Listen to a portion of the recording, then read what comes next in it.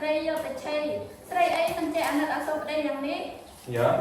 មកគេមិនអាណិតអាសូរឯងអាណិតអាសូរជួគេអញ្ចឹងណាយាយមែនយើងមើលតែឯងអត់វាឃើញអាមីនុតជំទាស់ស្រីនេះពីពេលណាមកចាដូចជាចង់ចាប់កាប់ទៅនេះបាទនៅគេទៅធ្វើជាប្រពន្ធគេទៅជួយបិទជើងទៅឲ្យគេទៅអ្នកពីចាស់លោកពោលថាប្តីជាក្បាលប្រពន្ធជាកន្សែងប្តីជាគំនិតប្រពន្ធជានិយាមដូចអ្នកនិងខ្ញុំមានប្រាយរកស៊ីជីវិតដូអាចខ្ញុំខំសន្សំសំចៃទុកដាក់ទៅបានរីចម្រើនកាន់ទ្រព្យបានប៉ុណ្ណោះឯប្រពន្ធមីនុកណោហេតុដូចម្ដេចគ្មានចិត្តជួយឲ្យប្តីរីចម្រើនបន្តិចសោះតែយើងយល់ថាមនុស្សដូចជាអាចមីនុកនេះណាទោះបីជាវាមានប្រពន្ធចេះគិតគូរយ៉ាងណាក៏នៅតែមិនឡើងជាស្អីដែរវានៅតែជាជាប់ត្រីអស់មួយជីវិតអញ្ចឹងអ្នកកុំអាលមើលងាយគេថាសំណាប់យកដីស្រីយកប្រុសមានពេលខ្លះប្រពន្ធអាចជួយឲ្យប្តីរីកចម្រើនពុះមុខពុះមាត់បានដែរអ្នកបកគ្រាន់បើទៅធ្វើជាប្រពន្ធគេទៅជួយវាឲ្យរីកចម្រើនពុះមុខពុះមាត់ទៅចំណែកយើងវិញណាយើងសុខចិត្តយកប្រពន្ធអាចចៅមីនុកនោះទៅធ្វើជាប្រពន្ធយើងទៅចាំមើលថាស្រីកញ្ជើគ្រូម្នាក់នោះអាចធ្វើឲ្យយើងដែលជាដង្ខៅដល់ល្បីឈ្មោះនេះខ្លាចជាអ្នកសំទីនតកាទេប្រិយទៅអ្នកនៅតែនិយាយពាក្យដដែលបែបនេះតើអ្នកយកយ៉ាងណាបានពីចង់ឲ្យខ្ញុំទៅធ្វើជាប្រពន្ធមីនុកណោគឺមកពីយើងចង់ឆ្នាំហ្នឹងណាថាតើប្រសិនបើយើងអត់ស្រីដូចជារបៀបឯងជីវិតយើងនឹងទៅជាយ៉ាងណាហើយបើប្រសិនឯងអត់ស្រីដូចជារបៀបយើងនេះជីវិតឯងនឹងទៅជាយ៉ាងណាតែបងយល់ថាឯងមកជាស្ដាយបងជាមិនខានខ្ញុំនឹងមិនយល់ស្ដាយទ្រព្យសម្បត្តិអ្នកទេបើអ្នកចង់ឈ្នះស្រីរបៀបខ្ញុំនេះស្រីទៅលើអ្នកចង់ពិសោធន៍ចុះតែអ្នកត្រូវចាំថាបើខ្ញុំខ្លាចជាប្រពន្ធគេហើយមិនអាចខ្លាចជាប្រពន្ធអ្នកវិញបានទេយើងមិនយកវិញទេតែក៏គឺដូរហើយព្រោះថានៅជាមួយឯងយូរទៅគឺគ្មានបានប្រយោជន៍អ្វីទេមានតែទ្រព្យសម្បត្តិគឺគ្មានកូននឹងគេនាងឯងមិនកើតឥឡូវនេះយើងសុខចិត្តយកប្រពន្ធអាចារ្យមនុស្សនោះដកចាំមើលថាបានកូនឬមិនបានកូនចាំតែមើលទៅមកទៅនិយាយរឿងដូរប្រពន្ធនឹងគេណាអាចារ្យមនុស្សឈប់ជញ្ជាត់ត្រីទៅឡើងនិយាយពីរឿងដូរប្រពន្ធវិញដល់ឡើងមកនេះឃើញទេនេះអ្នកដើរព្រមថាមានគេក៏លោកស្រីខ្ញុំព្រៀងចាំអីទៀតគេឆ្លើយថាព្រមនឹងគេទៅមកលឿនណាស់លោកប្រពន្ធយ៉ាងម៉េចខ្ញុំក៏ជាមិនតន់យកសោះព្រោះតាំងពីណាពីណីមកមិនដែលមានអ្នកណាលោកប្រពន្ធយ៉ាងសោះមានហើយតើឥឡូវនេះព្រមដល់តើខ្ញុំព្រម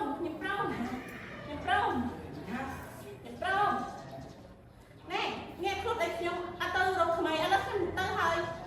ណែដល់នេះឃើញទេប្រហែលជាប្រពន្ធនេះទៅតាមម្ដងហើយទៅបានជាទៅយកខ្ញុំមួយឥឡូវនេះខ្ញុំព្រមខ្ញុំលេងនៅជាមួយអ្នកទៀតហើយខ្ញុំព្រមនៅជាមួយបងលក្ខណៈឆាប់ទៅនៅជាមួយនឹងគេទៅសិនលោកខែតើលោកខែនិយាយមែនឬនិយាយលេងទេតើធ្វើយ៉ាងម៉េចទៅអាចឲ្យប្រពន្ធលោកខែព្រមនៅជាមួយខ្ញុំទៅព្រមហើយខ្ញុំព្រមនៅជាមួយអ្នកហើយលក្ខណៈនៅចាំទៅទៀតឆាប់ទៅជាប់ត្រូវជាមួយនឹងគេទៅនៅចាំស្អីទៀតឬក៏ចាំបានទ្រព្យសម្បត្តិខ្លះគ្រាន់យកទៅចិញ្ចឹមពូខ្ញុំមិនយកទ្រព្យសម្បត្តិអ្វីទាំងអស់សូមឲ្យតែអ្នកចិញ្ចឹមប្រពន្ធក្រោយឲ្យបានសុខសប្បាយគ្រប់ខ្ញុំលាសិនហើយតោះប្រពន្ធសម្បត្តិ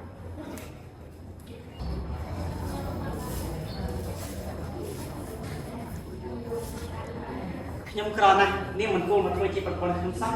ព្រោះខ្ញុំមិនដឹងជារកស៊ីអីដើម្បីចិញ្ចឹមនាងទេក្រៅពីចិញ្ចឹមត្រីនិងកាត់អស់តែប៉ុណ្ណោះអ្នកគុំព្រួយអីឲ្យតែយើងមានទឹកចិត្តតស៊ូស្មោះត្រង់ទៅនឹងគ្រប់គ្រាន់ហើយសូមអ្នកចិញ្ចឹមត្រីតទៅទៀតចុះអានយើងបានត្រឡប់ទៅផ្ទះតែយើងទៅចិញ្ចឹមត្រីនៅខាងនោះមិន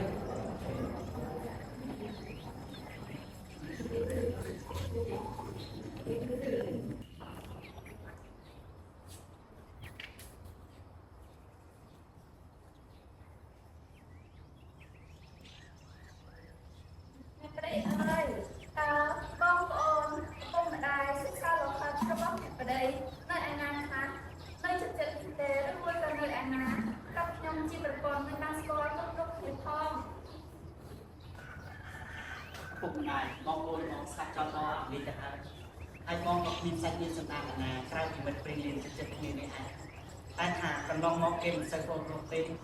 ព្រោះប្រពន្ធមិនសូវរកញៀន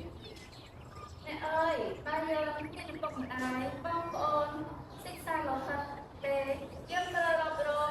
ញាតិមិត្តព្រៀងលៀនដល់នៅចិត្តនេះពីព្រោះនៅពេលដែលយើងប្រឡប់អាសន្នអន្តរអីទៅយើងមានតែពឹងពាក់អ្នកណាក្រៅពីអ្នកជិតខាងយើងទេហើយចាប់ពីថ្ងៃនេះតទៅយើងត្រូវខំរកស៊ីសន្សំសំចៃទុកដាក់លុយកាក់ដើម្បីនៅថ្ងៃអនាគតសូមអ្នកយកត្រីនេះទៅចែករំលែកទៅដល់អ្នកជិតខាងដែលនៅជិតផ្ទះយើងនេះចុះ មកយើងនឹងអាចស្គាល់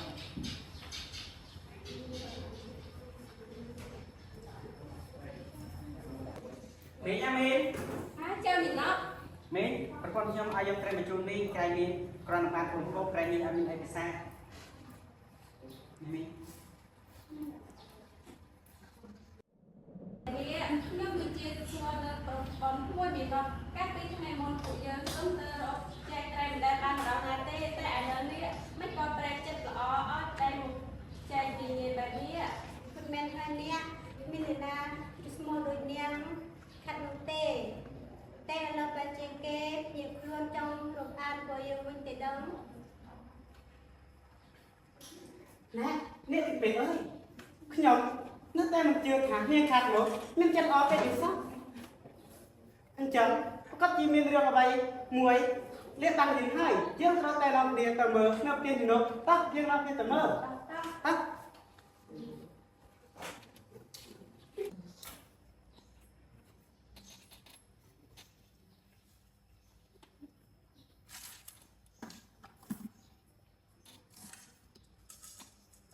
មួយពីនោះប្រកាសជាលេខប្រព័ន្ធចាស់យកប្រព័ន្ធថ្មីទៀតហើយ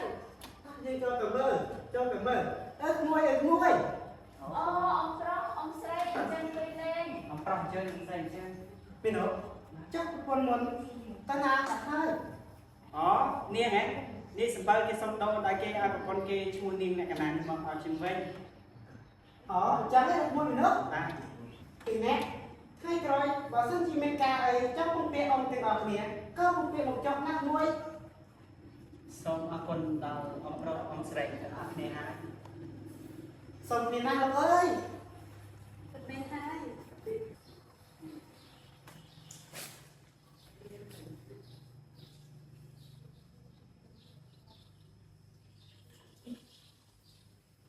លក្ខណៈមកសម្លឹងអីណា អូអូនស្ងមើលអស់អានប្រព្រៃនៅតែកម្មមកពីព្រៃតើអូននេះសម្បូរទេឬមួយក៏មានតែដំណឹង អូឈើនេះហ៎ ចា អូឈើនេះមិនខ្វះទេដល់ប្រហែលប្រទេសក៏មិនអស់ដែរ អូអញ្ចឹងមក ហើយអូនចង់តែធ្វើអីទៅមកខ្លាចខ្វះអស់ដក អ្នកកុំអាចចង់ដឹងអីបើអ្នកថាឈើនេះសម្បូរចូលអ្នកទៅកាប់យកឲ្យអស់មកកុំឲ្យសល់រួចយើងជួយរកតែអ្នកចិត្តខាងយកទៅដឹកមកគោតុកនោះចាស់យើង អូបើឯងត្រូវការមិនបាច់យកតែទៅដឹកមកគោតុកនៅផ្ទះច្រើនទេបើឯងត្រូវការចាំអូនទៅកាប់ឲ្យ អ្នកឈើនេះមិនមែនត្រឹមតែធ្វើជាអស់ដល់នោះទេតែឈើនេះជាប្រភេទឈើក្រអូបមានតម្លៃខ្លាំងណាស់តែពួកឈ្មួញត្រូវការតែគឺគេតែយកទៅលក់នៅស្រុកចិនស្រុកជ្វាបើយើងមានច្រើនគឺល្អណាស់ អូអញ្ចឹងណា ចា៎